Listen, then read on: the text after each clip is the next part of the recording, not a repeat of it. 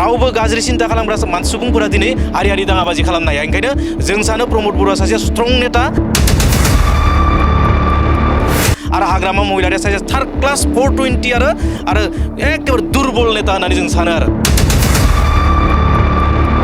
दुर्बल नेता हिसाबैथ' नोंथाङा दिनैनि दिनाव बुंनो थाङोबा जों हाग्रामा महिलारि बिथांखौसो जों दुर्बल नेता हिसाबै जों नुनो मोनदों। जे प्रमद बर'आलाय मानि दुर्बल नेता दिनैनि गेजेराव जों दुर्बल नेता होननानै बुंबा हाग्रामा महिलारिनि गेजेराव जेसेबां MCLA दं मथा मथि 17 जननि गेजेराव 7 जनानो खारजोब्बाय। 17 बोसोर खाखनखालाव जिखिनि दुर्नीति जादोंमोन, 17 बोसोर खाखनखालाव जिखिनि हारियारि दाङाबाजि जादोंमोन, बै समाव दुर्बल नेता हिसाबै हाग्रामा महिलारिनि समाव जों बर' होननानै लानो बिराद लाजियोमोन आरो बिथांमोननि समाव 17 बोसोराव बिथांमोना 1623 दिनल' फेमिलिनो बिथांमोना माने हानि पाट्टाखौ होनाय जादों। दा हाग्रामाया ओरैबायसा जादों दिनैनि दिनाव दे UPPL नि खामानि मावनाय बा हानि पाट्टा होनायखौ नुनानै बिथाङा थारमाने दिनै माने ब्रेनानो माने खामानि मावाखै बिथांनिया। बिथांनि जे 40टा समस्यायाव दिनै बिथाङा केन्डिडेट होनोनो माने केन्डिडेट गैया जानानै दं, जायनि जाहोनाव उन्दै उन्दै जुनियर गथ'फोरखौ लानानै बिथाङा दिनैनि दिनाव मा जानानै दं माने इलेक्सन गेलेनो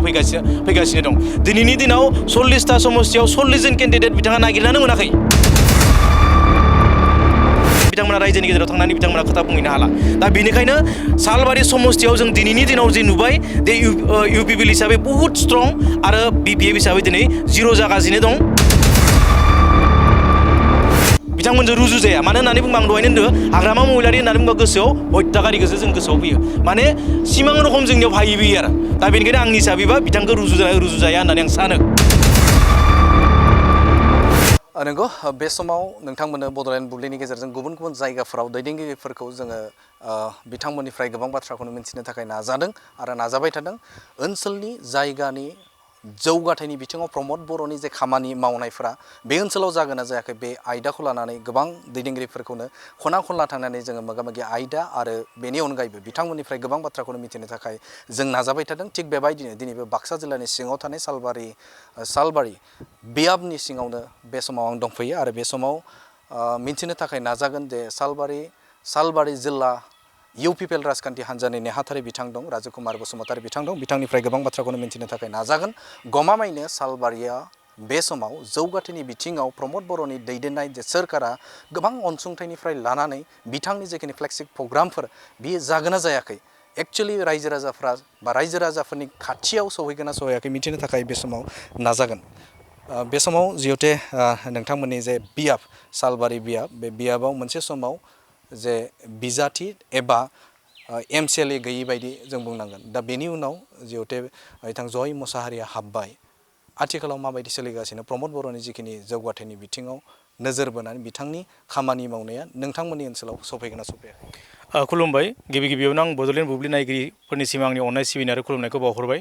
नोंथाङा जिखिनि सोंथि सोंदो बे सोंथिया थारैनो आसलथे दा आथिखालाव जे जय मुसाहारिया जे UPPL आव फैनायनि उनाव जे जोंनि ओनसोलाव जिखिनि बिटिआरनिफ्राय जिखिनि फ्लेगशिप स्किमफोर लाबोनाय जादों बे फ्लेगशिप स्किमफोरा रायजो राजानि गेजेराव सम्पूर्ण जोंना फैबाय होननानै जों दाबि खालामनो हायो। जे जोंनि ओनसोलाव बिदिन्थि हिसाबै जुदि नोंथांमोना जुदि फोरमायोबा फ्लेगशिप स्किम हिसाबै आलारि सोरां बिथांखि हिसाबै नै जोंनि सावदुर बिथा ओनसोलावनो मोनसे मन्दिर दङ, बे मन्दिराव होनाय जादों। नै जोंनि साहाजों थानाय मोनसे दरखिनाजानि मन्दिर दं, बे मन्दिरावबो MCLA फान्ड हिसाबै 5 लाख होनाय जादों। नै दा जि जायगायाव जों गसंनानै दं, जे गसंनानै थानाय गंनै नोंथांमोना केमेराजों जुदि नायोबा नुगोन, नै मोनसे CLF नि अफिस आरो मोनसे VCDC अफिस, जाय अफिसखौ 17 बोसोराव BPF सरकारनि समाव बिथांमोना लुफुंनानै होनो हायाखैमोन। बे लुफुंना होनो हायि बे डेभेलपमेन्टखौ बिथांमोना लुफुंनानै होदो। नै जोंनि सोनाबाजोंनो नोंथांमोना नुगोन, आं गसंनायनि सोनाबाजोंनो मोनसे जोंनि बड' साहित्य सभा मोनसे अफिस दं। बे अफिसखौ 17 बोसोर BPF आ लुफुंनानै होनो हायाखैमोन। थेवब्लाबो जोंनि जाय ओनसोलाव जे UPPL सरकार फैनायनि उनाव बे जायगा ओनसोलाव गोबां माने डेभेलपमेन्ट खालामना होनो हादों। लामा, हान्थामेलानि राहा, गासैबो जिखिनि बिटिआरनिफ्राय जिखिनि स्किमफोर फैदो बे स्किमफोरखौ जोंनि दानि जिखिनि सरकाराव होनाय जिखिनि स्किम, बे स्किमखौ रायजोफोरा बुहुत माने उपभग खालामदो। नोंथांमोना जुदि सम मोनोब्ला जोंजों ओंखारबा जों दिन्थिनानै होगोन जे जोंनि ओनसोलाव बेसेबां डेभेलपमेन्ट जादों, नोंथांमोना निउसनि गेजेरजों बेखौ नुनो मोनगोन। जिहेतु बुंनाय जादों जे प्रमद बर'नि जाखिनि खामानि मावनायफोर, बे खामानि मावनायफोरा ओनसोलफोराव सहैयाखै होननानै बाथ्रा जिहेतु मख'नायखौ जों नुनो मोनो। सम खामानि जे बिथांनि जे बुंनाय बे बुंनायफोरा नंखाय आरो खामानि मावनो हायाखै होननानै बाथ्रा बुंदों। बे बाथ्रायाथ' सैथो नङा मानो सैथो नङा आं निजेखौनो बुंगोन आंनि गामियाव मोनसे बाथौ मन्दिर दं नै दाखालिसो MCLA थांनानै बिथाङा मोनसे घोषणा होबोदों मा बेयाव मोनसे मन्दिर लुनानै होगोन होननानै दा आं दहायनो होन्दोंमोन बेखौनो जे हमना ला जोंनि ओनसोलावनो जे बोग्रितारि ओनसोल रामसातारि ओनसोलाव जेसेबां माने जोंनि आलारि सोरां बिथांखि दं आलारि सोरां बिथांखिखौ अलरेडि बिथांमोना होनानै रायजोनि गेजेराव बिथांमोना दा खामानिखौ मावफुंगासिनो दं बिथांमोना जि बुंदो बेयो पलिटिकेल हिसाबै बिथांमोना बुंदो खिन्थु BPF सरकारनि समाव बिथांमोना 17 बोसोराव कुनु फ्लेक्सिक स्किम जोंनि साउथ उरबिटा हालामाव सालबारिनि बेन्दोङाव थानाय मोनसेबो डिफिनिसन बिथांमोना जोंनो दिन्थिनानै होनो हाया आं प्रत्याबान खालामदों BPFनि नेताफोरखौ हायोबा जोंनि ओनसोलाव नोंथांमोना देखायो जे जोङो जुदि देखायनो हायोबा जोंनो नोंथांमोना खामानि मावनायखौ जोङो माने दलनि बे पदटेक खालामनानै BPFखौ समर्थन होगोन जों चेलेन्ज खालामो बिथांमोनखौ दा बेवहाय नोंथांनिफ्राय मिथिगोन जिहेथे नैबे समाव जे प्रमद बर' बिथांखौ बुंबाय थायो जे बे समाव जाखिनि बिथाङा खामानि मावदों बे खामानि मावनाया मोनसे सोरखारा फैलर मोनसे सोरखार होननानै बाथ्राखौ बुंदों माबायदि बिदिन्थि होगोन नोंथां बिथांमोना निजिखौनो फैलर सरकार हिसाबै बिथांमोना बुंना लानो हायो मानो होननानै बुङोबा हाग्रामा महिलारि बिथाङा 17 बोसोराव जिखिनि बिथाङा सरकार सोलिदोंमोन बे सरकार सोलिनाय समाव कुनु एजेन्डा गैया कुनु डिसिसन गैया कुनु प्लेनिं गैया हिसाबै बिथांमोना खामानि मावदों नाथाय दानि बिटिआर सरकाराव प्रमद बर' दैदेननाय जिखिनि सरकार बे सरकारा सम्पूर्ण प्लेनिं लानानै खामानि मावगासिनो दं जेरै दाखालिसो बुंनो थाङोब्ला बे जोंनि ओनसोलावनो गोबां फरायसाफोरा गोरों फरायसाफोरा जोंनि पोस्ट ग्रेजुवेट टिचार आरो माने ग्रेजुवेट टिचार बेयाव गोबां गथ'फोरा दिनै गोरों गथ'फोरा इन्टारभिउ होनानै बिथांमोना एपइन्टमेन्टखौ मोननो हाबाय फ्रि माने कारापसन जायाखै इयाव कुनु थाइसेनिबो माने इफाल जायाखै बिथांमोना एपइन्टमेन्ट मोननो हाबाय दान मोननैसो सिगां जोंनि ओनसोलाव मा जादों माखासे LP टिचार आरो ME टिचार जायफोर फरायसाफोरा जोंना फरायनानै गोरों जाबाय बिथांमोना माने इन्टारभिउ होनानै टेट पास जानानै बिथांमोना मा खालामबाय माने हारसिंनो बिथांमोना इन्टारभिउ होनानै बिथांमोना साख्रि मोननो हाबाय दा बे बिथांखिखौ लानानै नोजोर बोनानै जों जुदि नायोब्ला दिनैनि दिनाव जोंनि समाव जों जि नुदों दानो UPPL सरकारा बांसिन मोजाङै खामानि मावनो हादों आरो जेसेबां सरकारनि जिखिनि आसनि दं बे आसनिया जोंनि रायजोनि गेजेराव सौहैनो हादों बेहाय कुनु मोनसेबो बिथांमोना जोंनो दिन्थिनो हाया जे मोनसेबो आसनिया दिनै फैलार हिसाबै रायजोनि गेजेराव सौहैयाखै होननानै बिथांमोना जोंनो दिन्थिनानै होनो हाया दुर्बल नेता होननानै बुंदों प्रमद बर'खौ मा बुंगोन बे समाव दुर्बल नेता हिसाबैथ' नोंथाङा दिनैनि दिनाव बुंनो थाङोबा जों हाग्रामा महिलारि बिथांखौसो जों दुर्बल नेता हिसाबै जों नुनो मोनदों जे प्रमद बर'आलाय मानि दुर्बल नेता दिनैनि गेजेराव जों दुर्बल नेता होननानै बुंबा हाग्रामा महिलारिनि गेजेराव जेसेबां MCLA दं मथा मथि 17 जननि गेजेराव 7 जनानो खारजोब्बाय बिथांमोननि 10 जननि गेजेराव सानैसो MCLAखौ जों नुनो मोना जेरै हमना ला गुमा समस्तिनि जोङो MCLA बिथांमोनखौ जों नुनो मोना अबेबा जोंनि माने काजलगाव समस्तिनि MCLA बिथांमोनखौ नुनो मोना बिथाङासो दुर्बल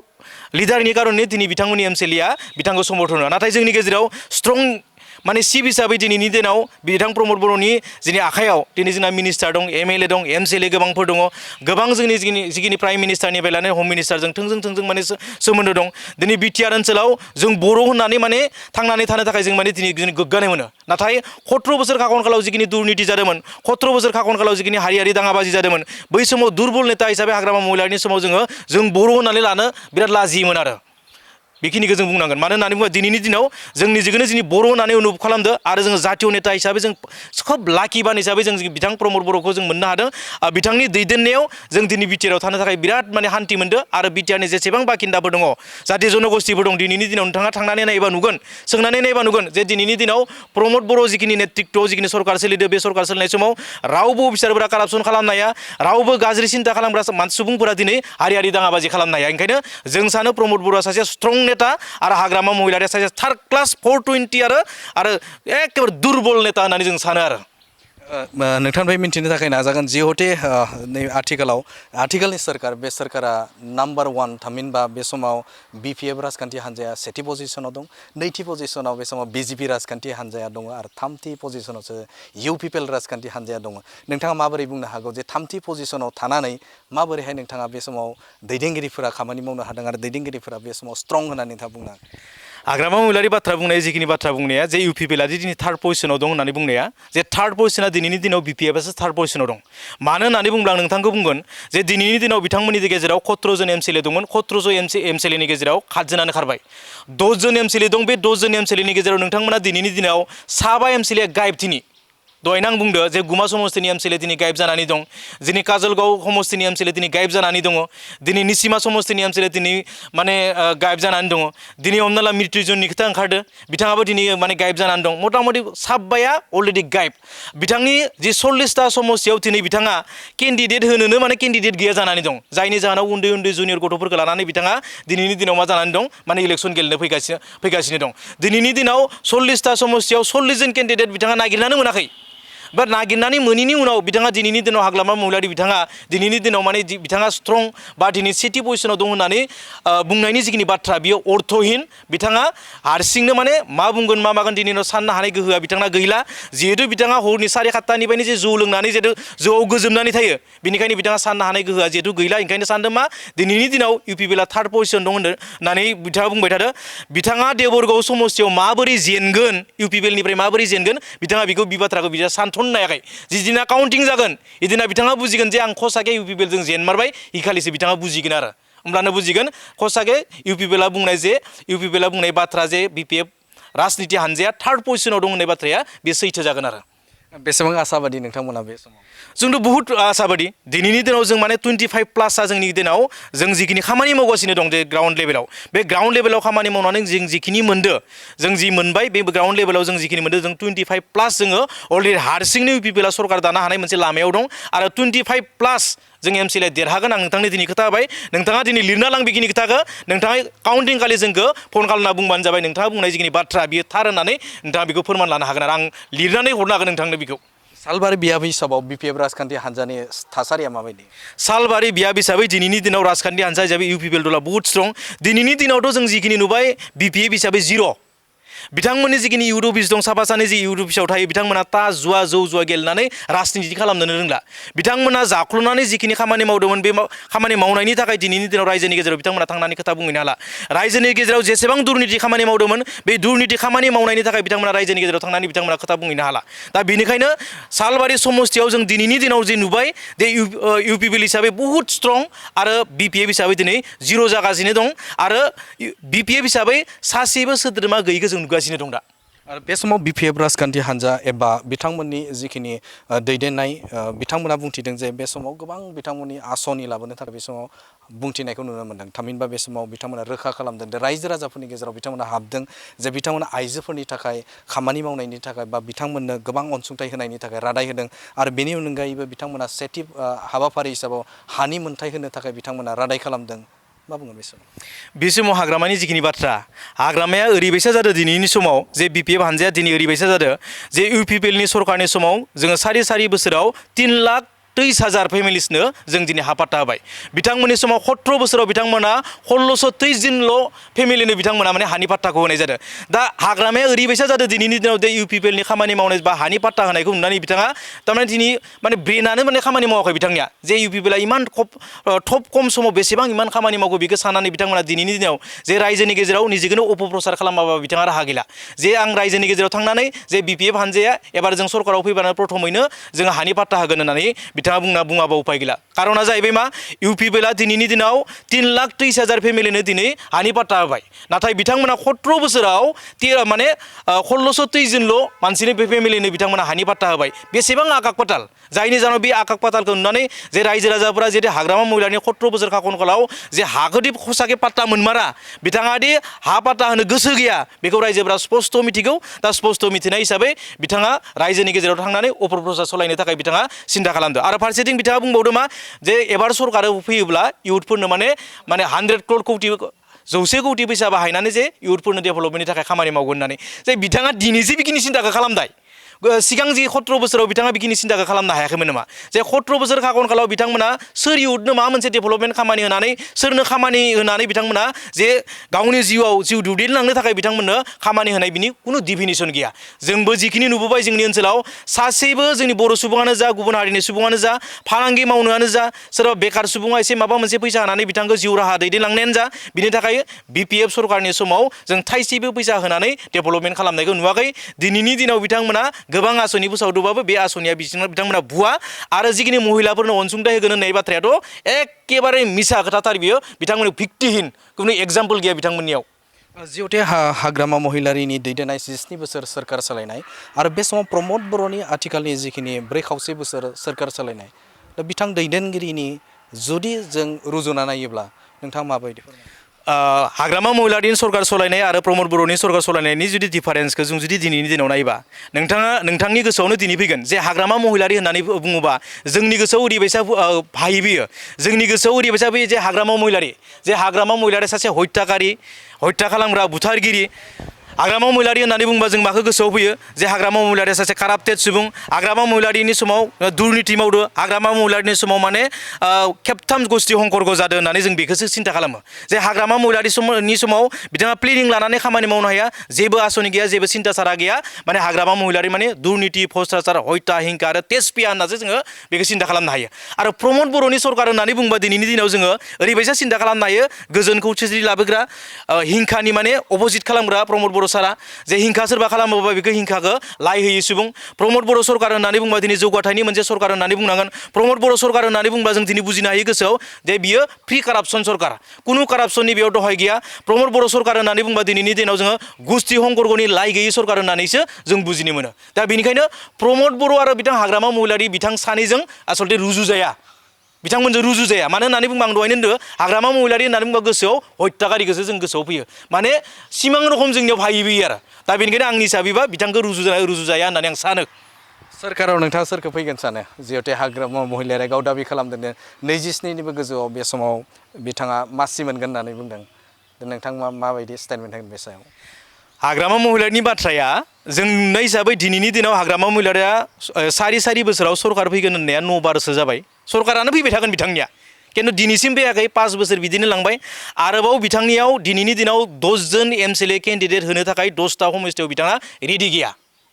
दा बेनिखायनो जों सानो मा हाग्रामा महिलारिनि समाव बा हाग्रामा महिलारिया फिन सरकाराव फैफिनगोन बे सरकाराव फैफिनगोन बाथ्राया दिनै बियो सिमांनिसो बाथ्रा बिथाङा जौफैनायजों लोगोसे सिमाङाव बुंनाय बाथ्रासो आं सानो दिनैनि दिनाव कुनु दिन फैफिनला प्रमद बर' सरकारानो फैफिनगोन आरो रायजोनि गेजेराव रायजो राजाफोरा दिनै गोजोन खौसेथिखौ लुबैयो जौगाथायखौ जिहेतु लुबैयो ओंखायनो दिनैनि दिनाव प्रमद बर' सरकार बा UPPL सरकारा 25निख्रुइ बारासिन हारसिंनो सरकार लानानै MCLA देरहानानै सरकार दागोन बेखौ आं नोंथांनो दाबि खालामनो हायो आरो सालबारि बियाब हिसाबाव नोंथांनि जे UPPL राजखान्थि हान्जा